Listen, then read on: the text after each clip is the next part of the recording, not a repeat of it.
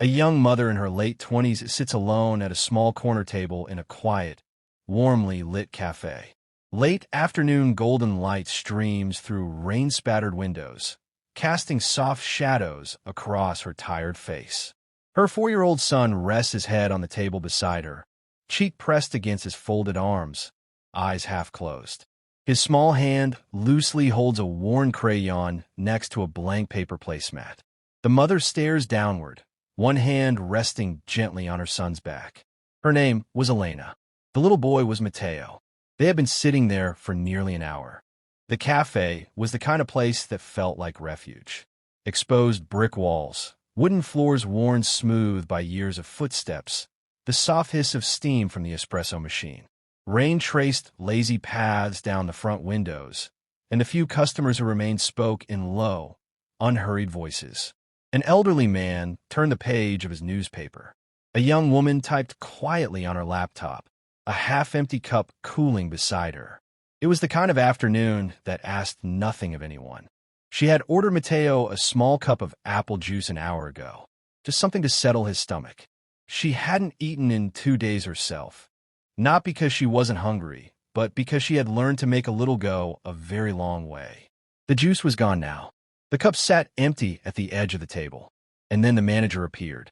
He was in his 40s, white shirt, sleeves rolled, dark apron tied at his waist.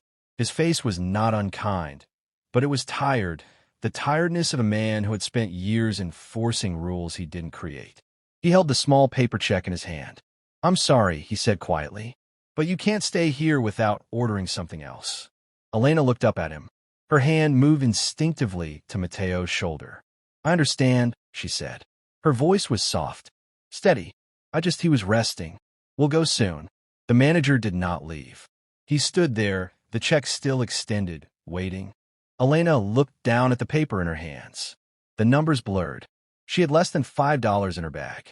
She had counted it this morning, counted it again an hour ago. It was meant for the bus fare to the shelter tonight. She glanced at Mateo. His eyes were still closed, his cheek pressed against the table. His breathing was slow, peaceful. He trusted her completely. He didn't know that his mother had no idea what came next. Her lips parted. She wanted to explain, to tell the man that she wasn't trying to steal warmth or space, that she was just tired, that her little boy was tired, that she had nowhere else to go. But no words came.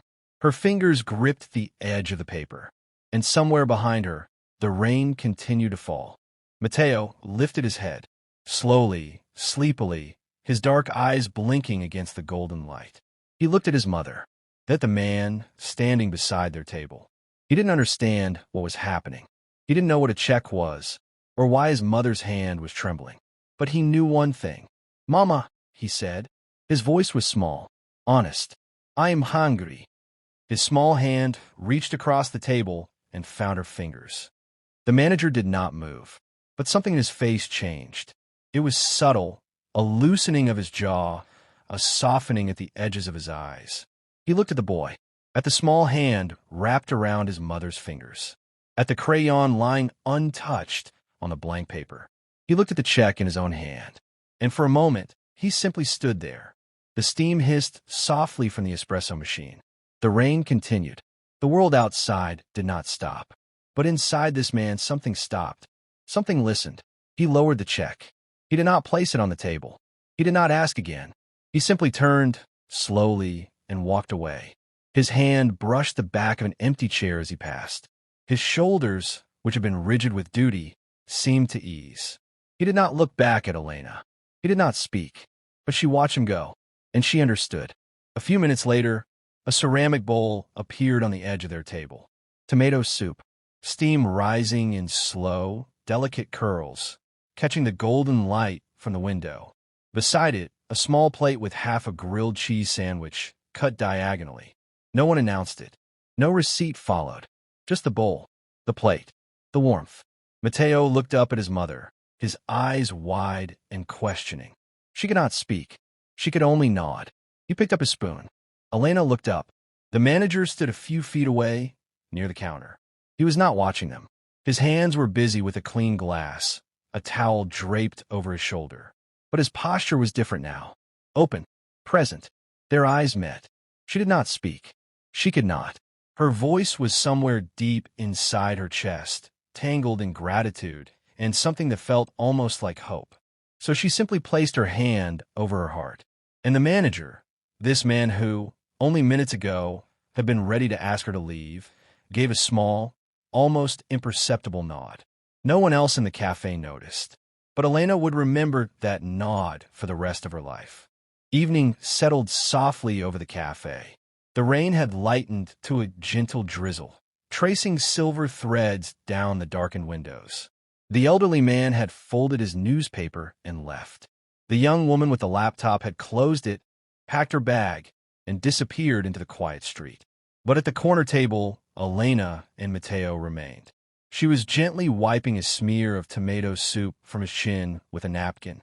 He was leaning against her arm, content and sleepy, his small belly full, his crayon finally moving across the blank paper.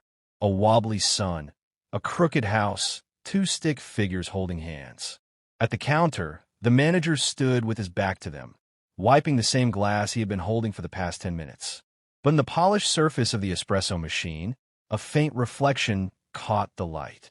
He was smiling. Sometimes, the smallest act of kindness can change someone's world. Share this story if it touched your heart.